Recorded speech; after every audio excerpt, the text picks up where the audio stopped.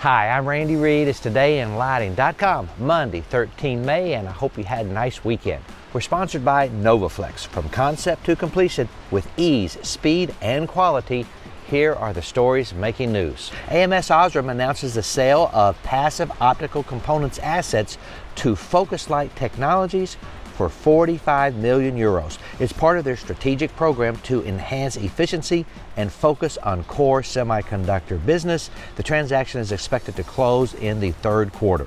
In a recent article in LM&M magazine, Curtis Majare discusses the cost-effective option of pole repair versus replacement in parking lot LED upgrades. With a detailed case study and cost breakdowns, discover how repair kits can save time and money.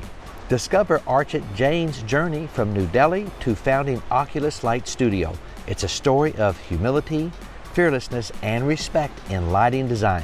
Kawaru Gibston in New Zealand becomes the 9th International Dark Sky Park, offering stunning views of the Milky Way and Aurora Australis, boosting dark sky tourism and economic prospects. More information at designinglighting.com. On Friday, the Dow gained 125 points. The NASDAQ was down 5 points. That's it.